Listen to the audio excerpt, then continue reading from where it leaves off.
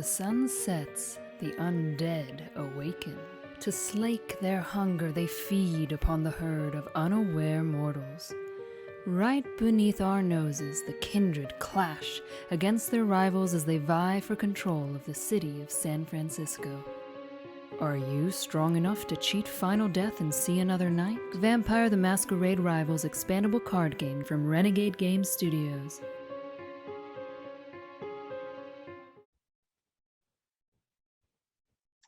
Good evening, everyone, and thank you for tuning in to the Vampire Wednesday. My name is Matt Hyra. Matt Holland is camping, I think, so not very vampiric. I have to I have to tell him about that. He's not living up to the ideal here. All right, but I will take over some of his duties, like congratulating our latest round of Prince of the City winners, which includes Ali Cavassini, who became Prince of San Diego. She is actually our first double Prince winner, having also won the Fort Collins, Colorado Prince of the City a few weeks ago. And I lived in Fort Collins when in like 3rd and 4th grade, actually. So that's pretty cool. And I lived in San Diego, so that's fun. Also want to give a shout out to Ainsley Kolb, the new Prince of Durham, North Carolina. And finally, we have the Prince of Paris is Karim Iwiadad.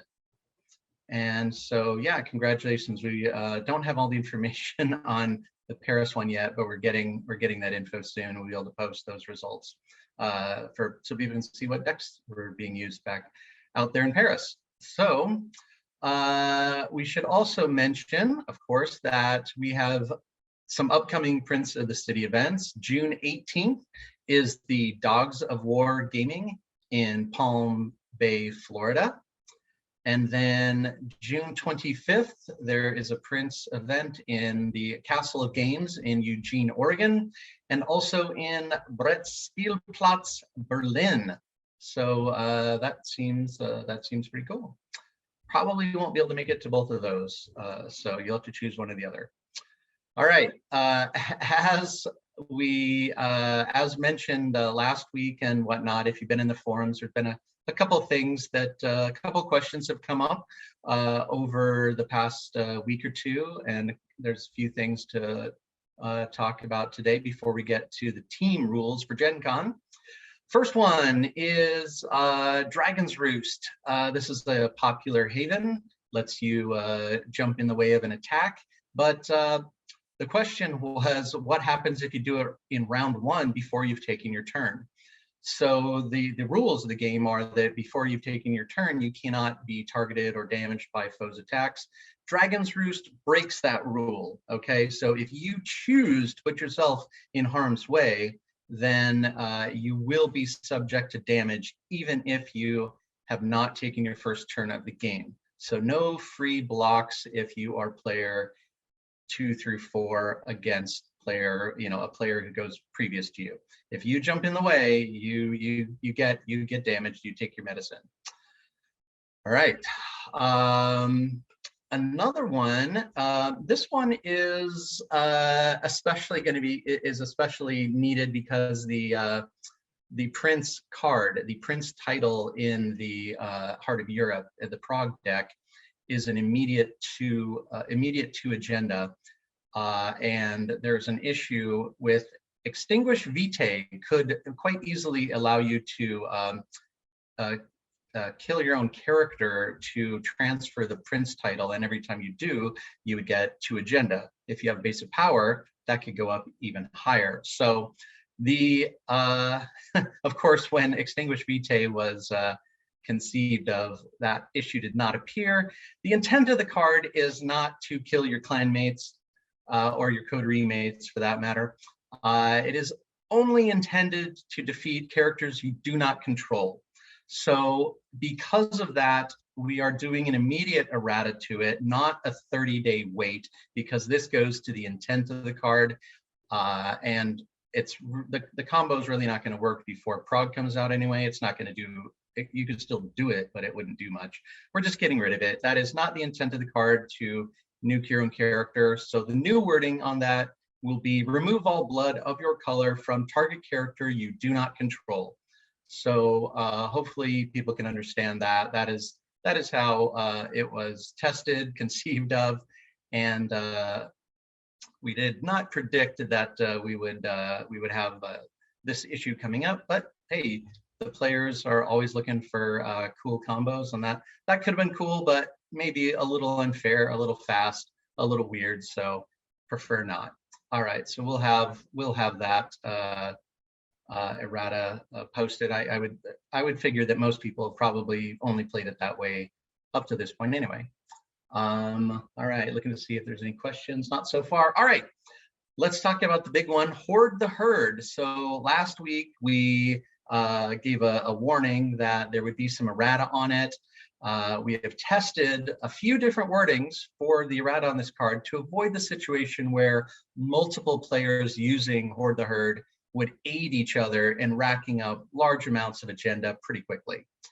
So the errata that tested the best, and definitely the playtesters like the most, doesn't change anything until the final sentence, and I mean the very last sentence. The new wording is going to be, if you reach 13 agenda, parentheses, +2 agenda for each other face-up Hoard the Herd in the game, close parentheses, you win. So with this wording, the card works exactly as written if you're the only Horde player at the table. If there are 2 players there with Hoard the Herd, they're going to need 15 agenda to win, because assuming both are face up, which is likely, you're going to need additional agenda. Now, we will place this updated text onto the errata PDF so that you can use it at Gen Con or any Prince events. That it will be, because that will have a 30-day break before we get there. I think I actually forget that. I'll have to ask Mr. Holland about that one. I think we're giving that one 30 days. We wanted to make sure yeah, it is. We wanted to give everyone a chance to, or we wanted to make sure that the errata was in place before Gen Con. But we know a lot of people have their decks already set, pretty much set for the prints. So we don't want to tread on anyone's weeks of hard work on that. So yes, the Hoard the Herd will be a 1 month errata starting today. We're not going to get the wording up today. Mr. Holland is on vacation, but it will be for effective July 15th, long before Gen Con. All right. So now there is one little change that is required, because now there is an agenda that would need an agenda card where you would need more than 13 agenda to win, which is not the case on the other card. That, and this is something that probably would have needed to happen in the future. So getting it done now and making sure that it works is a good idea. So the tournament rules will need a slight change for when a game goes to time and agenda is compared to determine a winner. So what the new wording will say is, if no player has won at this point, meaning time is called and the round is and player 4 is done with their turn. So if no player has won at this point, the winner is the player who needs the fewest agenda to reach the agenda victory condition on their agenda card. So for example, that means that a player who was playing, let's say, Playthings or Animal Kingdom and had 12 of 13, they would win the game over a Hoard the Herd player who had 14 out of 17. Let's say there were 3 people at the table playing Horde.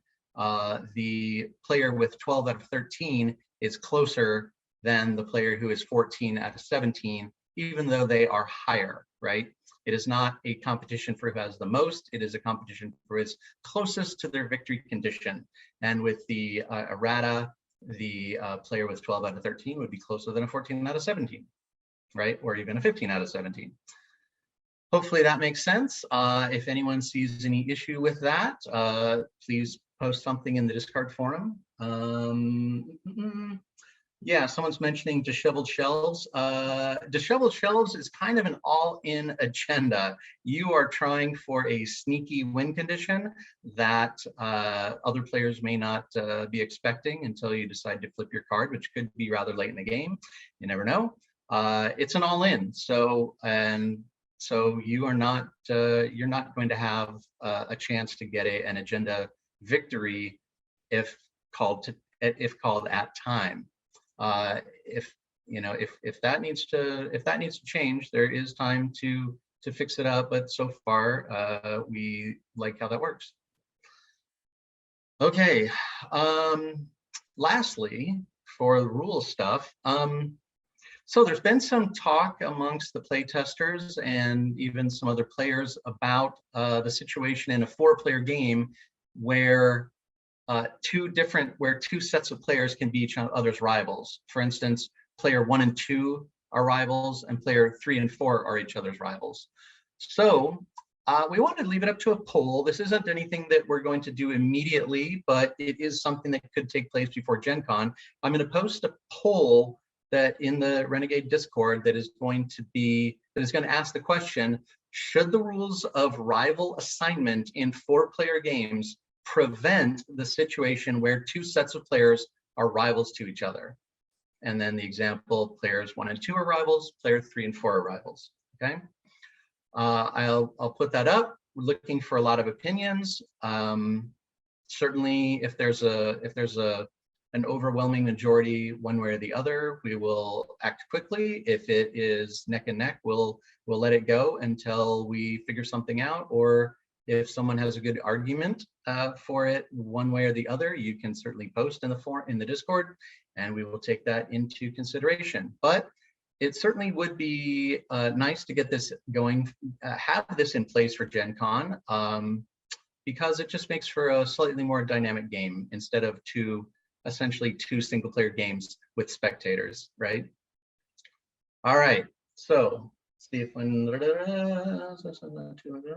it's kind of weird. All right, looks like we have some people who might want the rival assignment to prevent that situation. All right, speaking of Gen Con, and what we've been touting is the team game rules.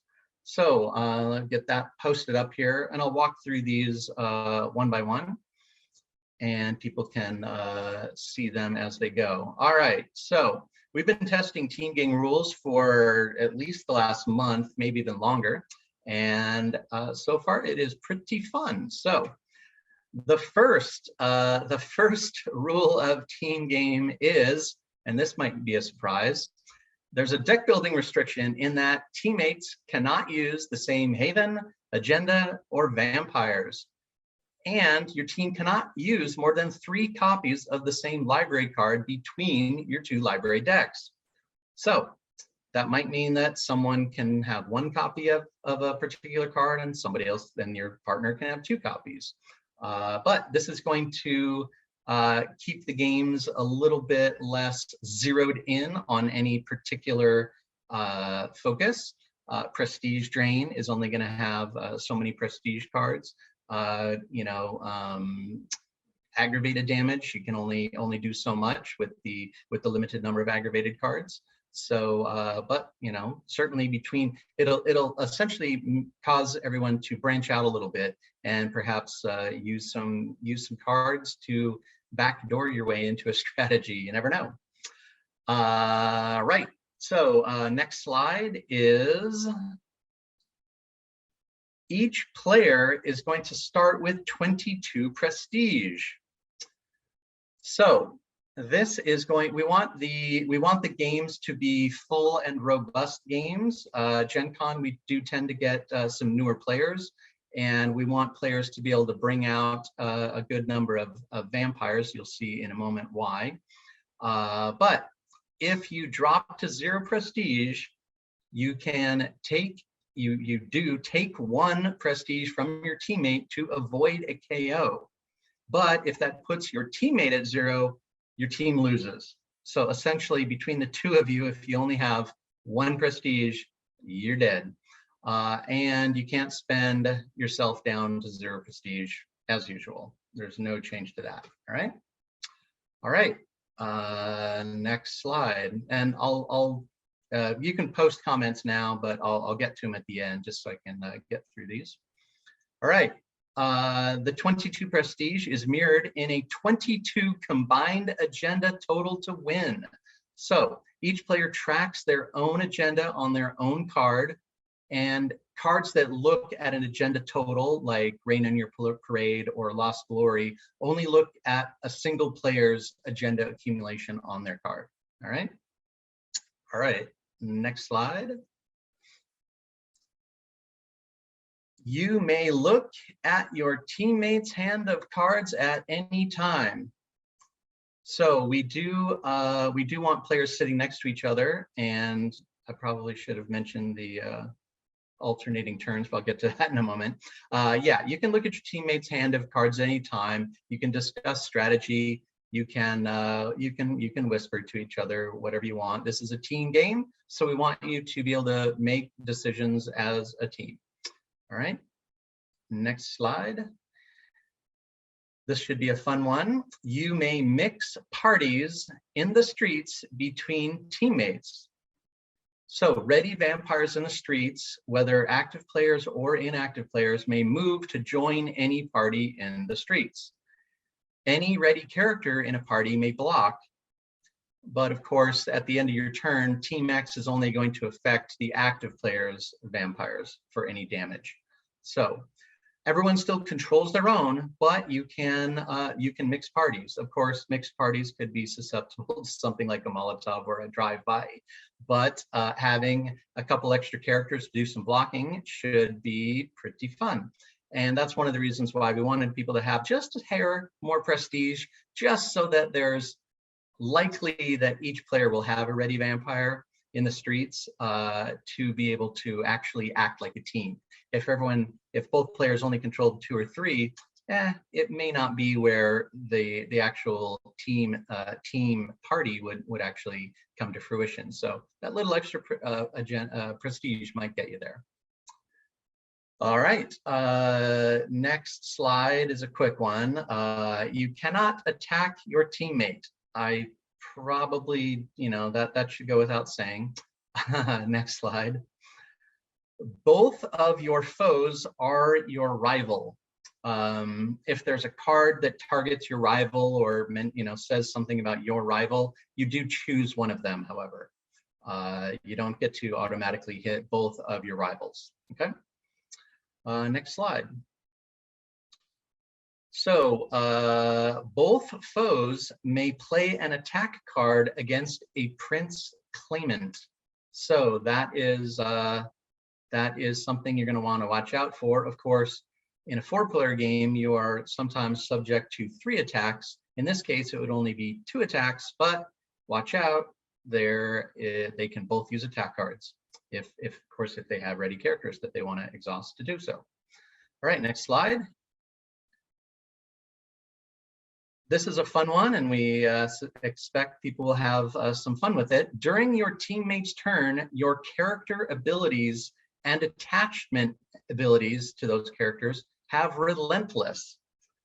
This only is for character abilities. This means that this is going to give the non-active player some additional abilities in those parties that we talked about, where you can get some nice parties going and help out. So if you control brother and your teammate is going, you could actually use brother's ability to increase their attack, and that seems pretty fun. All right, next slide. A team only loses to coterie elimination if neither player controls an active vampire. This means that a player could lose all their characters in torpor, but they can either recruit or mend up on their next turn and return to the action. So you might be able to make a goal line defense here. If you're up against an aggressive team, you have a chance to come back. But if both sides are all out or in torpor, then it's a coterie elimination. All right, next slide. So like I said, we want you to sit next to your teammate, but we're going to alternate the turn order between the teams. So it's not just going to be a circle as normal. It would be, let me see the next slide here. Hold on. Yeah. All right, it may have locked up. All right, no problem. We'll still post these. Alternate turn order between the teams, so it would be like A1, then B1, A2, then B2. So it will kind of go back, across the table, diagonal, across the table, diagonal, like so. All right.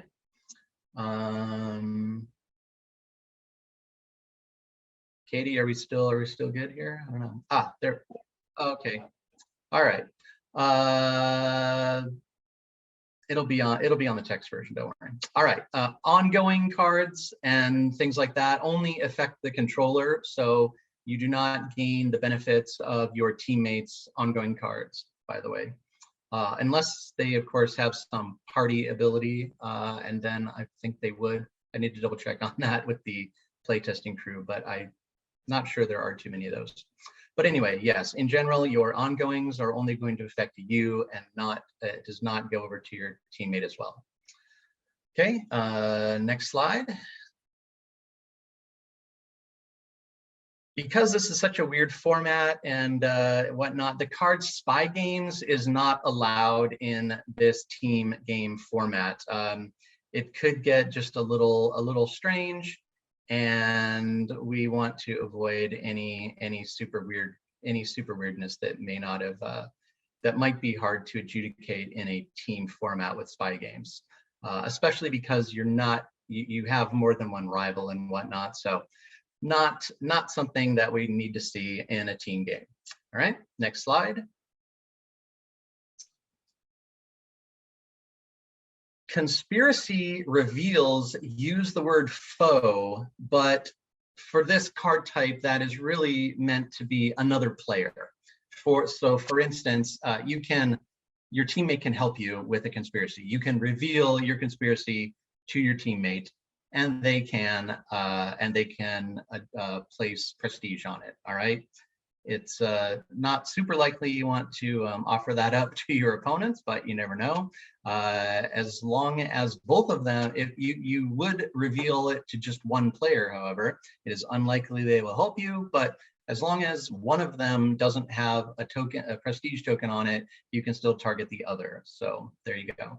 All other instances of foe cannot target and do not include your teammate. So you can't use a bank error in your favor to help your teammate. That only targets a foe. All right. So it's only for the reveal and help that that the word foe really means another player. Foe is a much shorter word on these on conspiracies, some of which are a little long. And that is it. So if you think we forgot anything, feel free to post on the Renegade Discord. I'm gonna quickly look here at what some of the postings here. What if I disheveled shelves on my post library? Yeah, disheveled shelves would have your rival is both other players, so you would have to run both of them out of cards in their library, that is. And because only one teammate can actually use a disheveled shelves, that might be hard to do. Now, of course, the agenda, as you can note, as you probably figured, the prestige starting at 22 is going to make people a little more survivable to prestige elimination. The coterie elimination is a little bit harder because you have to get both foes totally out of the game to win that way. But the agenda is only at 22, not the normal 26 that you may have expected. So agenda wins should be probably the most common.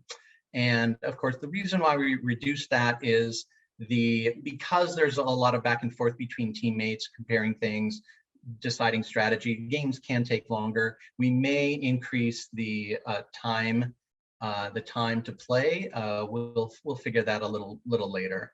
But we'll let you know in case that is going to impact your strategy. All right. Team is not fun. Character.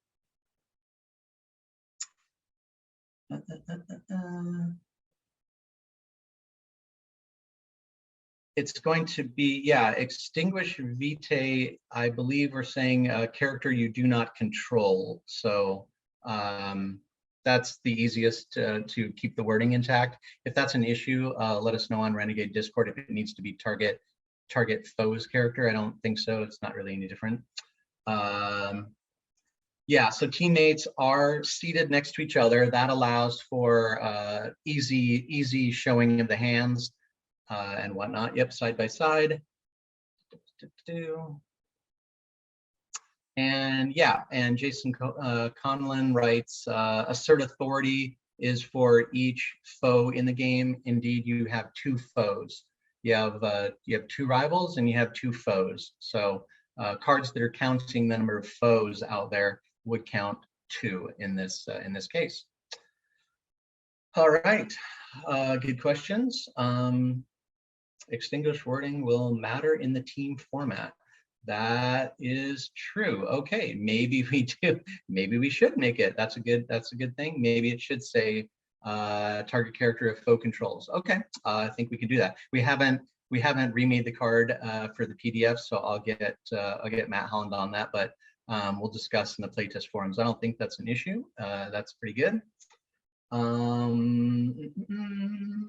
Yeah, we'll make it target character a foe controls. Good point. We're trying to avoid the easy 8 agenda turn there with the Prince of Prague and a base of power. So seems pretty good. That all right. Yeah. Well, hey.